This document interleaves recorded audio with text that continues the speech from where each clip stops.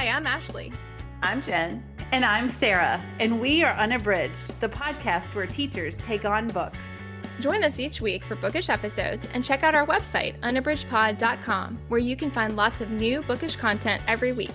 Find us on Instagram, Facebook, and Twitter at UnabridgedPod and message us there or see our website to get plugged into the Unabridged community. You want opinions about books? We've got them.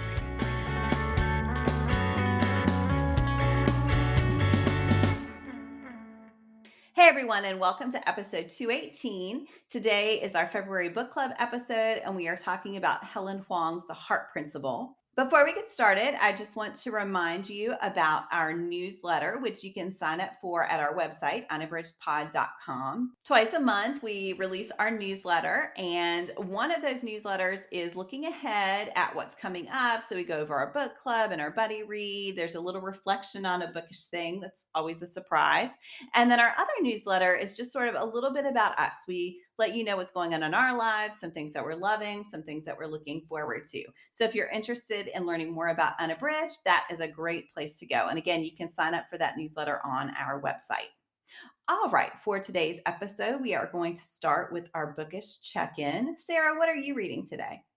So I am reading Sarah Nisha Adams' The Reading List, and I had seen this all over Instagram, and I'd heard that it's a book about books, so that really intrigued me. And I'm probably like 30% through, but this is a book about a widower named Mukesh, and he lives in London, and he has lost his wife, and she's been gone for 2 years, but he's had a hard time feeling moored since she passed away. And then there's Alicia, and she is working at the local library for the summer. And she finds this crumpled up piece of paper in the back of a copy of To Kill a Mockingbird. And it's this list of books. And Mukesh comes in, and he has never been to the library. He had found a book that his wife had not taken back to the library. So he ventures out to the library, and he wants to feel close to his wife again. So he tries to ask about a book recommendation, and Alicia is just really kind of rude to him because she doesn't really love books. But then she finally at some point makes this recommendation for him to read To Kill a Mockingbird. And it's basically so far a story about how we can connect over books, and like how books can mean more than just what's on the page to people. I'm not exactly sure how it's all going to play out because it keeps switching between characters, so you're getting little snippets of stories, but I really like the way that the books are the center and focal point of how these people are coping and getting through hard times. So it's very good. Again, that is Sarah Nisha Adams' The Reading List. Oh, that sounds wonderful. That sounds so good. You know, I'm there for anything about books bringing people together. Yeah, I hadn't heard of that, Sarah, but it sounds great. Yeah, I really like it. Ashley, what are you reading? So I am reading Rita Sepetty's The Fountains of Silence. I've wanted to read this for a long time, but it was the one book on my 2021 reading challenge that I really wanted to read and did not. So I already told you all about that when we recorded that one. And here I am finally reading it. And I'm so glad. This is set in Madrid in 1957 during Franco's reign. And it is horrifying. And I think I am really loving reading it. Listeners know that we were in Madrid for all of the fall, and it's a place that's really close to my heart. And I really love Spain. My family has spent a lot of time there, and we have a lot of connections to people there. And I think that I have been really limited in my knowledge of just how horrible things were under Franco. Of course, I knew, and I have seen some of the aftermath, so I knew of it vaguely, but I was naive about how unbelievable it was, that era is, for the people who lived through it. And so it is, I love the way the book is set up. There are two main characters. And it is Daniel, who is coming from Texas. He is the son of an oil tycoon who is there. His mom is Spanish, but she has lived in America with his dad for his whole life. And so she's from there, and yet she's really removed from it at the same time. But because of that, he speaks fluent Spanish, and he has this tangential connection to Spain, but is very naive about what life is like there. So they are there working out an unclear, like it is vague what the deal is with the oil, but there's something going on with Franco and his parents as far as why he's in Spain. But he's staying at this hotel. His family is very wealthy from the oil rigs, and yet his heart is for photography, and he's really passionate about taking photographs. And then there's Anna, who works in the hotel. Her parents were Republican. They were teachers. Her mom was a Montessori teacher, and her dad was also an educator, and they were both killed. And she is trying to be silent about all of that because there's tremendous pressure on anyone to not have any of those connections. So she and her siblings are in abject poverty. They are doing everything they can to survive. They're desperate for Anna to keep the job at the hotel because it's very much what's keeping the family afloat. The circumstances they're living under are horrific. One of the things that is so crushing is that they have to pay for rent of their mother's grave. And so they can never make any progress because they're always having to pay. And if they don't do that, they're going to exhume her body and dump it into a pit. And so it's this just horrible past that they are continually trying to look away from, but also that's a very vibrant part of their current situation because a lot of the poverty that they're encountering continues to be plaguing them because of the things that happened in the past. And so, I mean, I just think it's a phenomenal book. I've been really moved by it so far. You know, I've still got a long way to go, but I just think that the setup of those two characters really helps to open up the doorway of showing two very different sides of, you know, what people who were tourists coming in saw versus what the reality was like for the people who were living there. And then Daniel with the photography that's opening up a really interesting aspect of it as well. So, and like what's censored, of course, in the news, and how the dictatorship is taking control of what people do and don't see about what the country is like. So again, that is Rita Zepetti's The Fountains of Silence, and it is phenomenal so far. I loved that book. I just think she does historical fiction for a young adult audience so brilliantly, and I love that book. I just was totally captured by it when I read it. Yeah. Yeah. What about you, Jen? What are you reading? So I am listening to Margaret Verbal's When Two Feathers Fell from the Sky, thanks to Libro FM. This one came out in the fall of 2021, so I'm a little bit behind on this one. It is great. So this is about it's about a lot of things. It takes place in 1926 in Nashville. I would say the protagonist is a young woman named Two Feathers, who is a Cherokee horse diver, which means she goes with her horse up on this platform and they dive into a big pool of water, which just seems unbelievable to me, but I know that it did happen. This is based on history. And initially she was with a Wild West show, but now she's on loan to this zoo. It's the Glendale Park Zoo. And there's this whole cast of characters sort of circling around the zoo. There's one character named Hank who helps care for the animals, and you see how much he loves the animals. There's a hippo, there's this huge tortoise that is really, really old. There are lemurs, and he just has this great way with them. He is Black, and his family owns a lot of land, but they are in this weird, it's 1926. So they're in this weird limbo between being well respected by the community, but he still does deal with racism. He and Two Feathers are friends, but they have to be careful about being too open about their friendship because of their races. So you see as well Two Feathers dealing with a lot of racism. There's a character named Clive who was in World War II. He's British, and he's suffering from PTSD. There is a character who is white named Jack, and he has become convinced, just because he decided he wanted it to be true, that he has Cherokee ancestry. And so he gives himself what he calls his Indian name and becomes obsessed with Two Feathers. Yeah, you can see that's going nowhere good. And there are a lot more characters, but there's one more I'll talk about. There is a ghost of a Cherokee who becomes embroiled in the plots spinning around Two Feathers. So I love a book with multiple characters whose points of view we get into. I think Two Feathers is a wonderful character. She is really nuanced.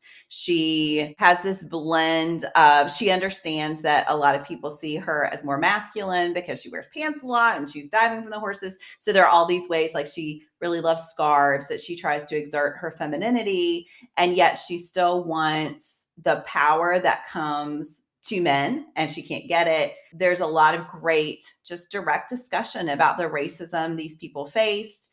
And, and because it comes from different situations, because you see the way Hank has to deal with it and the way Two Feathers has to deal with it, there's a lot of nuance there as well. So it is great. And it's also just a lot of fun. Like, yeah, the descriptions of Two Feathers and her horse are really fascinating to see how they worked through it. They have a lot of acts, like they're two sisters who have a juggling act, and they talk about like how many times they've broken their noses. And it's a really great mix of a lot of different things. So makes it quite complex to discuss succinctly, but as you can see, it encompasses a lot. And so, yeah, I'm really looking forward to seeing how that one wraps up.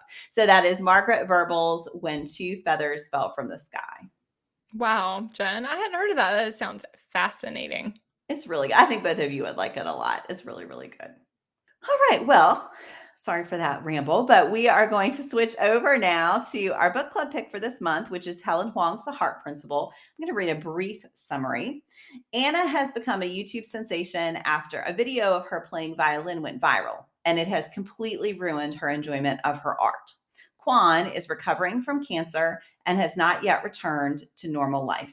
After Anna's boyfriend announces that they should have an open relationship, Anna resolves to have a one-night stand in revenge and joins a dating app.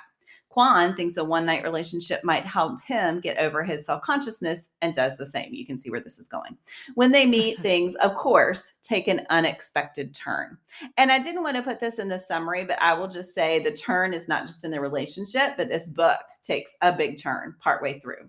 So we are going to dive into our discussion now. Ashley, what is your overall impression of this book? Well, longtime listeners know that I absolutely love Helen Hoang. She really is the author who turned me on to reading romance and kind of opened that doorway for me. And so I've read her other books, and this one did all the things that I loved in the others, and I thought explored new topics in a new way, and yet had all of the things that I've just loved about her work. I loved the complexities of the characters. I loved the self-consciousness that both of them experienced throughout the book. I thought that that was really well portrayed. And so, yeah, overall impression was that I was on board before I started because I love her work so much. But we all know that that means there's a lot of pressure for books when we feel that way about authors. And yet I absolutely loved this one. So, yep. Great. All right, Sarah, how about you? I enjoyed this one. I think I talked about last week about feeling like I might have some romance book fatigue, and I think, like, when we discussed The Hating Game and also this one, I've found myself getting frustrated when there are two grown-ups who clearly like each other, but they have put this arbitrary constraint on the relationship where they only are going to be able to see each other for a finite amount of time. So that I found that kind of frustrating, but at the beginning of this book, but once they kind of got over the hump of that, I really, really thought it explored a lot of really interesting things that come up in a relationship, not just a romantic relationship, but in family relationships and expectations that happen when you are a part of a family. And I really liked all of that. So overall, I really enjoyed it and thought it has continued to make me a huge Helen Hoang fan. What about you, Jen? What are your thoughts? I really loved it as well. So I will say, going into this one, there had been some buzz on Instagram that some people did not like this one as much as her first two books because they felt, I will just say, so there's a part where Anna's father has a stroke and it becomes a long-term care situation. And there's a lot of discussion of he doesn't have a living will in place, and there's a lot of discussion of whether he wants to continue to live and whether they're doing what he wants. So anyway, because of that, a lot of people, they were almost putting out like warnings on Instagram that be careful, this is not the same type of thing that you've read before with Huang, which I did not find to be accurate. I feel like in all three of her books, well, this is the third, she deals with serious issues, maybe different types of serious issues than this one, but I felt like it was clear from the beginning that she is a romance author who has some issues that she wants to write about, and that the romance is not just going to be focused on the romance, but on these people's whole lives.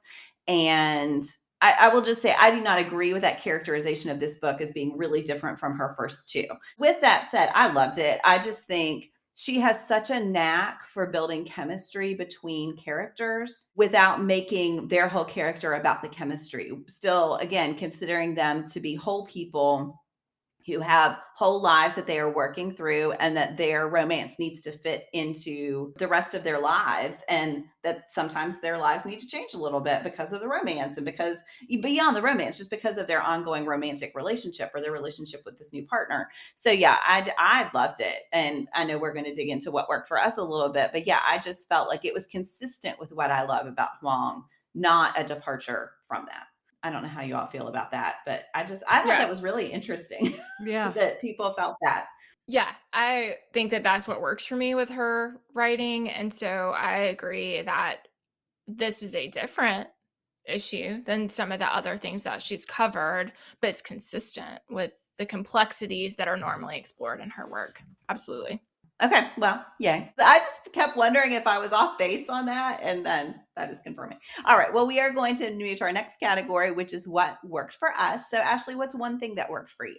So, something that I absolutely loved, there were tons of things that really worked for me here, but something that I absolutely loved is the way that things did not tie up neatly the second that Kwan and Anna clearly loved each other. And I just really appreciated that because I felt like the temptation when you are telling a story, especially in a romance story, is to say that like love conquers all and that things are going to work out and that once they work out, everything's going to be fine. So like her music's going to be fine. Her relationship with her family is going to be fine. She is suddenly going to no longer have these struggles. And I loved the way that when everything fell apart with her family, that Kwan was there for her and it was messy and it was hard. And I think I have not seen that represented very frequently, particularly in again, I mean, I think this is a romance, but it also is not just a romance in the sense that it can be in a lot of genres. I think it covers a lot of different topics and therefore could fit in a lot of different genres. But I think a lot of times when we think about romance, again, it's focused on two main characters. It's really about the two main characters getting together. But I felt like there was so much more with Anna's mental health, with her relationship with her family, with Kwan's recovery from cancer and learning to live with his new reality and the ways that his body changed. And I felt like all of that stuff continued to be complicated even once they had kind of worked through their constraints of their relationship with the things that you were talking about, Sarah, some of which did feel arbitrary limitations. And even where Kwan got so fed up with her, with Julian, in some ways that did feel a little hard for me to believe because I felt like he understood her so well that I was surprised that even though of course he would be hurt, I was surprised that he couldn't understand how she couldn't face her family to be able to confront them in that public way. So some of that, I felt like, okay, like let's work it out. But I just appreciated how even once all those things were worked out, Anna still struggled to play. she still was struggling with really dark thoughts, having a really hard time, and that instead of suggesting that those things should be fixed by the relationship, Quan found a way to be with her through it. That part was probably one of my most favorite things about the book. Yeah, I agree 100%. In fact, I would have read more at the end, like the aftermath of them getting together. The aftermath sounds like a bad thing. Anyway, the part that came after I would have read more. Like I Yeah. almost felt like it was a little rushed because she was worried that readers wouldn't want to read that much after, and I would have read 100 more pages about that because I think, and again, maybe that's problematic because I know the definition of a romance is that you have a happily ever after, and if you go much past that happily ever after, maybe that's challenging the genre conventions, but I don't think so. And I think it was so well done. And it was so, I just like to see couples have to work through realistic things. And I really liked that too. Yeah. Sarah, how about you? What's one thing that worked for you? Well, it has to be Anna and Quan together. I loved that how before she met him, I love the discussion about her masking when she was with her therapist and her realization that she has never been herself in front of anybody but Quan, and the way that he accepted her and loved her for exactly who she was. I just thought that was really beautiful, and I thought that's what I like about a romance, is that it felt very believable. It didn't feel like they were kind of symbols of what a romantic couple should be. And it kind of goes back to what you all were saying about the fact that they had to work through things, which is real in a relationship. I mean, it's almost like when you fall in love, that's the beginning point, not the end point. Right. And That's Right. right. I feel like a That's lot of right. times romance, it's like the falling in love is the end point. But like, I really liked how she explored. I mean, almost half the book, they had realized they loved each other, but then there were all these other things to work through. And I really loved that. Can I just say, when they watched the nature documentaries together, that is one of my favorite things ever. I thought that was so sweet. And it was very small, but it was also both of them being vulnerable and showing this dorky thing to the other person. And I have to say, so I want to go back to, I think, Sarah, you talked about the one night convention. It can be annoying. The thing that worked for me about that was that each of them was feeling so vulnerable Yeah. that that was a way they could protect themselves from feeling like they were ready to commit and the other person wasn't. And because their characters were so well developed, I thought it gave them the freedom to develop that Anna and Quan thing that is just so sweet. Yeah. Whereas if they had that kind of shell up where they were like, oh my gosh, this is going to be a long-term thing, maybe they couldn't have been as open to that chemistry. I don't know. But yeah, I love them together. They're so sweet. Yes, I think they are so sweet together. But for me, the one thing I agree that I get fed up with those conventions really fast, Sarah. But the thing that did work for me with a one night stand was particularly with Anna and the masking. I Mm-hmm. Mhm. did believe that only in this set of very clear parameters for her could she be like, I'm going to be true to myself, especially because she's trained herself her entire life not to be. And that part was really painful to me. I thought it was really well done in the book, that just you can see how hard it would be to find a way forward with her family once she realizes she spent her entire life being a different person for their benefit. And so that did work for me in the sense that I believed that then she could love Quan in a very different way, because for the first time in her life, and the more she has that experience, the more she can contrast it with the rest of her life, with Julian, with her parents, with her sister, to see like, oh my gosh, what my therapist said is true. And I really am doing this all the time, every day. And so like that really worked for me. What about you, Jen? What was something that worked for you? So I really appreciated the portrayal of Anna's relationship with her sister Priscilla. And it was painful and horrible, but I thought it was so important for us to understand who Anna was and how she had become the person she was, to have this older sister who did not see Anna and had these expectations that she had set up for Anna that created the masking and all of these high expectations I think Anna would have had for herself anyway, and then Priscilla just piled on. And I also like that Priscilla was not necessarily a villain. You could see that she put pressure on herself too. Like I could see a book being about Priscilla and helping us to understand how she came about.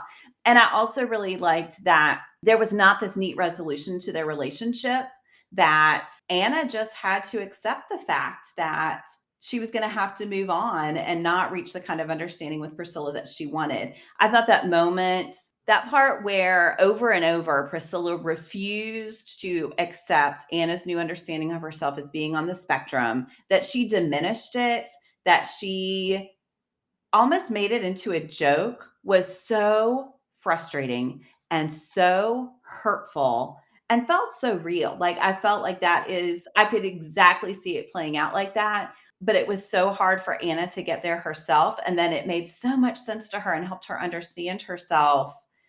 And then I love that her mother contrasted that even with all the problems she'd had with her mom came to understand how that could explain so many things about Anna that then could help them have this closer relationship.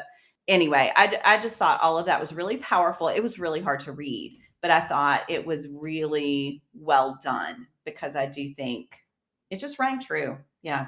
Yes, and I loved that scene with her mom, and I appreciated when her mom said, "You are autistic," and I read all these things, and it helped me, recognize these patterns I'd seen your whole childhood.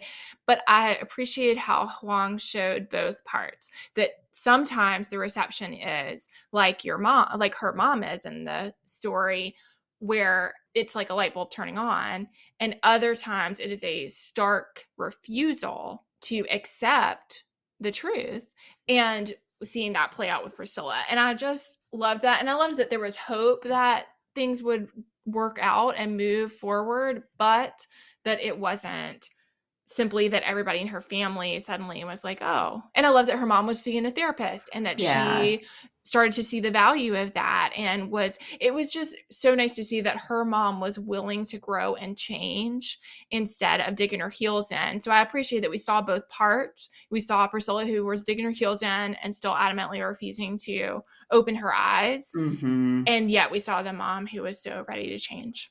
Yeah. All right. Well, we will move on now to our next category. This is a quote to discuss.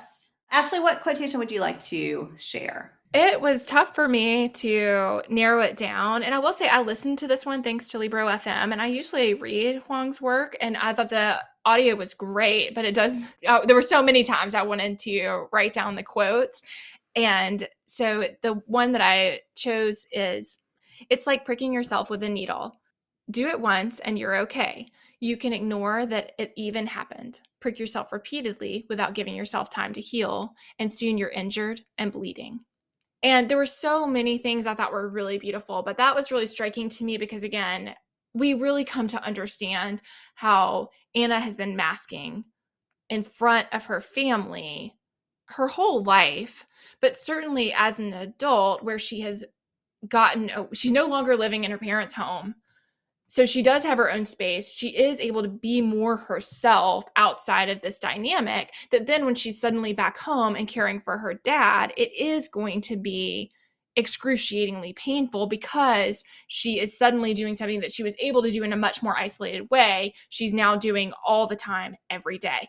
And so I just thought that the quote was really powerful. And I think it speaks to a lot of the things that she worked out with her therapist, that she came to understand about herself, about why it was so important for her to untrain this behavior that she's been doing to accommodate everyone in her life, that she's got to find a way not to do it anymore, because otherwise she's pricking herself with a needle over and over and over and over again. And I thought like that was just really powerful. So that was one of the many times that I was like, yes, I think that is just so beautiful to illustrate what's going on for her. Yeah, absolutely. Oh, that whole part was really vivid and painful. And again, just real. Yeah. Sarah, how about you? What's a quotation you want to share? My quotation is, "For that's the only place where true perfection exists, the blank page. Nothing I actually do can compete with the boundless potential of what I could do.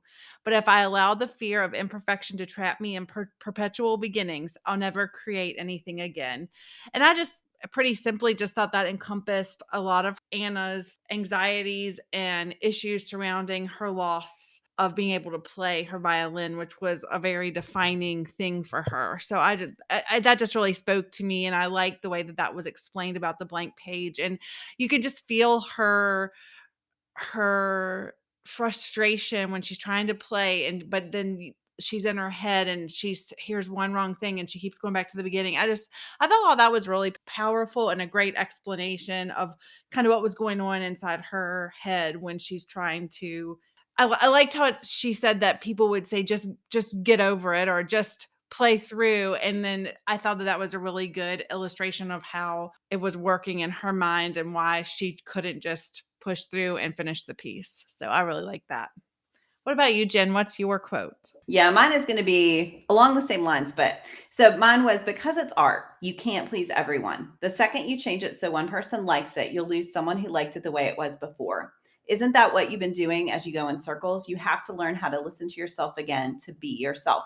And I thought that was powerful, both because of the place of art in the book, but also because that's true of Anna's entire life, her entire personality. She needs to figure out who she is and to be herself. And because her art was such a part of her relationship and of how she communicated with her family, that complexity of the fact that, Priscilla is going to get her a new violin and not even ask her if she wants one, that Priscilla just expects her to play at this horrific birthday party that they held for her father because, daddy loves that piece, and cannot see how just horrific asking her to do that when she knows what she's been going through with her art, when she knows that Anna is having these conflicted feelings about her dad. So that I think art is such a part, her violin is such a part of her identity at the beginning. And also the fact that the way she went viral was because people were surprised that she was talented because of the way the video opened, and the way you see that play into her vulnerability of this thing Priscilla wants her to take advantage of because she's famous. And Anna feels so self-conscious because that fame is built on, well, you look like this klutzy idiot, and look, you're really talented. And so just the way all of this comes to affect her art and her ability to play, and that journey for her to figure out how to do things for herself, whether it's her art or just saying the truth, is so powerful. I loved all of that. Yes. That part worked so well for me. And then the struggle with how to care for people that we love. Both of those things I thought were just so well done in the book. And then Kwan's part, where with the deal and the merger and all that stuff, like that was a minor part of the larger book, but I loved seeing him work through all of that. So I felt like so many of the issues in the book were so powerful. And they are situations where things are really complicated. And I Right. love what you said, Sarah, that like in some ways, I think that Huang gets the reader to go beyond, like, why can't she just play the piece? Because I Mm-hmm. do think that at first that could be a cursory feeling, is like, yeah, why can't she just keep going or play a different piece or whatever? But then because of the way we're able to see that part of her, we really get a good idea of why it's so complicated and how it ultimately winds up being all tied together too. Mm-hmm. And I want to, we haven't talked about this, and I was looking at our pairings. I don't think it's going to come up. I just want to acknowledge the fact that Huang deals with Kwan's recovery from testicular cancer so well, because I think there's so much tied up in that particular illness with his sexuality and with the fact that he's chosen not to have the implants, but then how that makes him feel self-conscious and all of the fear he has in having a relationship again. I just felt like that portrayal is so sensitive. And I just didn't want to get through this whole discussion without acknowledging that. And Yeah. there's one other romance author, Chloe Liese, who I think deals with things that are potentially embarrassing for characters that they don't want to talk about. So in her last book, With You Forever, she talks about a character who has IBS that really impacts every part of her life. And so I appreciate so much authors who can write about romance and write about real life situations that people have to work through to get to have romances, to have relationships. Anyway.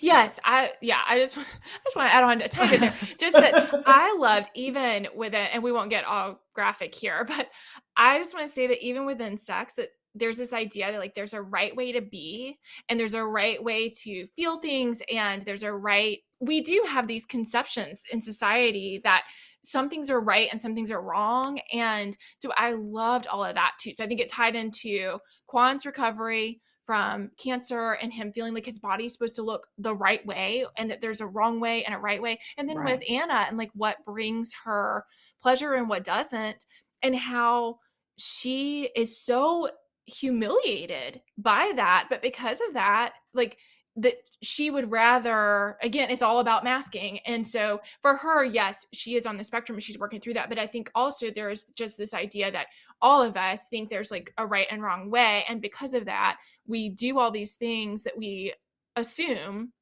are correct, or Mm-hmm. that people are going to think we're weird and that we should be humiliated or embarrassed. And same with the documentaries. I think there's so many times where it's like that is who you are as a person, and Yeah. yet there's like a shame that you that she wants to watch the documentaries and chat Uh-huh. about those and like some other show, and I just loved that. I loved that about being true to yourself, and I felt like that was a huge Mm-hmm. part of the book, finding Yeah. a way to work through what is the way you really are.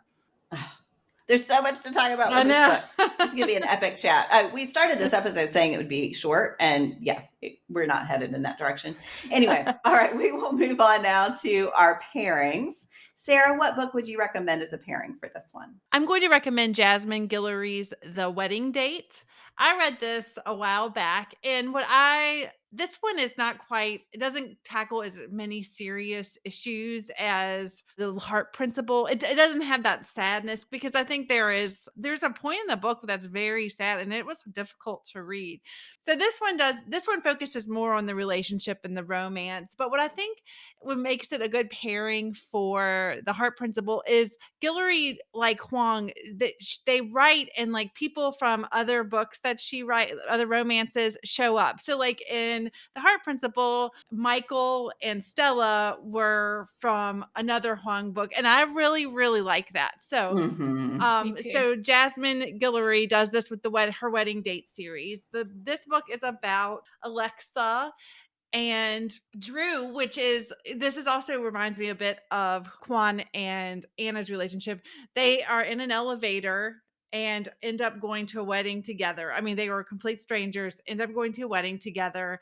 They live in different parts of the country, but they have this really amazing time at the wedding, and then they go their separate ways, and then they can't stop thinking about each other, and romance ensues. So I just felt like there were some similarities, and I just really loved this book when I read it. And I wanted to, we've talked about it on the pod before, but I just wanted to again talk about it. And it's number one in this wedding date series. So that is Jasmine Guillory's, and it is The Wedding Date. Yay. I've I got love to that read that, pairing. Sarah. Oh, Ashley, you're going to love. Yeah, because you read the Christmas one, right? I've only read Royal Holiday, which I Yeah. absolutely loved, but yes, I will read that soon and report back because that sounds amazing. Ashley, how about you? What's your pairing? So, longtime listeners know that Talia Hibbert is my other go-to romance writer. I absolutely love her work, but I couldn't pass up the opportunity to use this pairing because I just feel like it tackles a lot of similar issues of exploration of being on the spectrum as an adult and what that can look like. So this is Talia Hibbert's Act Your Age, Eve Brown, and I absolutely love this whole series, the Brown sisters.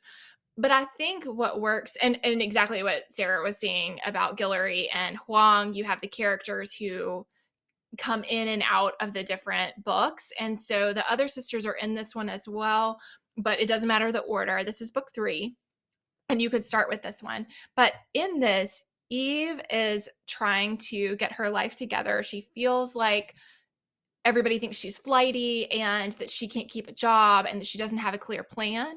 And so, in an effort to seem to her family like she has a job, she kind of stumbles her way into a bed and breakfast, and in a town, like she's like driving back from her parents' house, and she's like, I am going to get my life together. And so she goes into this bed and breakfast, and they're hiring a chef, and there is a very gruff innkeeper, Jacob, who is very upfront with people and she is everything he does not want in a chef, and yet his friend kind of pushes him into going ahead and hiring her because they are at crisis point and absolutely need somebody in the kitchen for the bread and breakfast. And so because of that, Eve starts working there, and it is hilarious. It is really fun to read, but like Huang's book, I love that Jacob and Eve are both really complicated people who have real lives. They have real problems they're working out that are beyond the constraints of the relationship. I've felt like the part that is really similar is the discovery that you are on the spectrum as an adult. And so I'm trying not to give too many spoilers, but you do know right up front that Jacob is autistic. He says that whenever he meets people. He's very upfront about it. But then there's exploration of what it means to be on the spectrum. And so some things come along in the book that I think are really illuminating. And I think that both Huang and Hibbert do a really great job of exploring women on the spectrum and how it could come to pass that women are in their 30s and don't know that that is true about them, and yet can discover that. I mean, we see that with Anna, where when her therapist opens that door for her, she can't stop reading all the articles because, of course, it's like a key and a lock that she did not know was true that suddenly illuminates all these parts of her life that she's never understood. And so I think both of them explore that in their books in a way. And I mean, again, that's like an ongoing thing in each of the author's work, that idea is being explored in a really meaningful way, and how understanding things about yourself can really help you live a more fulfilling life. And so I think that is really true. I also think both of them are really sex positive in their books, very body positive. And so I think you see those explorations as well. We talked about it with Huang's book, but we see it in Act Your Age, Eve Brown as well. So yeah, so I couldn't pass up saying Talia Hibbert's Act Your Age, Eve Brown. I think it is a great pairing for this one. Yes. Yes, those parallels are great. And I do think, I think when authors do that well, I want them to do that in every book, because I think it's just an underrepresented part of the romance books. Yeah. Yeah, absolutely. Mm-hmm. What about you, Jen? What's your pairing? So I went in a little bit of a different direction after much debate, and I am going to recommend Michelle Zauner's Crying in H Mart. So this one is a memoir, and it is about Zauner's grieving for her mother who has died. She had cancer, but it's also about the way that Zauner cares for her. And I think it deals in a very similar way to the Heart Principle, with just the toll that kind of caregiving can take on a person. Because in the Heart Principle, of course, we see this with Anna and Priscilla and their mom caring for her father. And you see the way that they are simultaneously grieving for the person that they are losing, but also just the physical and mental and emotional toll that can take. And I think Zauner deals with that so well in Crying in H Mart.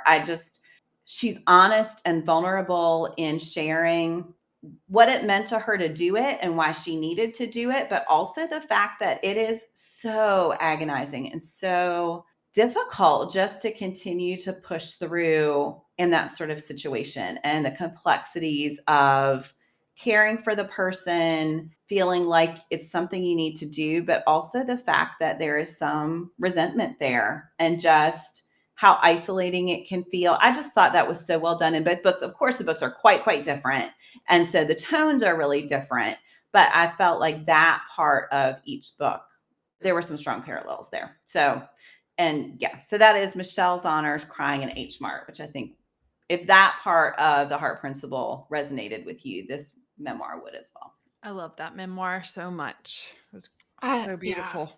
Yeah, I did too. And I felt like, it just, in both situations, I just appreciated how, again, I think there's an idea that there's like a right or honorable way to be in those situations. And I think both books really break down that construct, that there's a certain way to be a caretaker and that you have to be that way in order to take care of your loved one. I felt like they both really challenge that idea in a way I appreciate, because I think a lot of times we see that as one-sided, that there's, you have to be all on board, that you're never going to feel resentment or frustration or anything for yourself.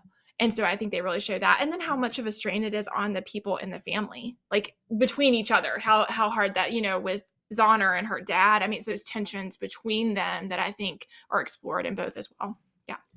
All right. Well, we are going to wrap up this book club discussion with our bookish hearts. Ashley, how many bookish hearts would you give this? 5 bookish hearts. I loved it. Sarah? I'm going with 4 bookish hearts. How about you, Jen? I'm going with 5 as well. All right. Well, we would love to know what you think about this one. You can find us on @UnabridgedPod on social media. And yeah, just let us know what you thought. To close out our episode, we are going to do our Give Me One. And this topic is favorite podcasts. So Sarah, give me one favorite podcast. My favorite podcast is the Popcast because I love all things pop culture and I think that the hosts are hilarious. Ashley, how about you? I listen to tons of podcasts every week because it is my job and I love the ones that I work with, but I really don't listen that often on my own. But I love She Podcast. I listen to their podcast some, but I also get their newsletter. I follow them on social media and I really trust them. I trust what they say. It's Elsie and Jess are the hosts. And I just love the information they share. I love the way they share it. Yeah, I think they're amazing. So She Podcast. What about you, Jen? So I mentioned this recently in a Give Me One, but I can't resist mentioning it again. Pop Culture Happy Hour is, just makes my every day a little bit brighter. And like Sarah, I like pop culture, and that is a really fun, fast listen every morning. All right, everyone. Well, thank you so much for listening to our discussion of the Heart Principle. Again, you can let us know what you think. And don't forget to sign up for our newsletter where you can get lots of great information about Unabridged. You can go to unabridgedpod.com to sign up for that. Thanks so much for listening. Do you have comments or opinions about what you heard today? We'd love to hear them. You can find us on Instagram, Facebook, and Twitter @UnabridgedPod or on the web at unabridgedpod.com for ways to support us. To get more involved, you can sign up for our newsletter, join a buddy read, or become an ambassador. Thanks for listening to Unabridged.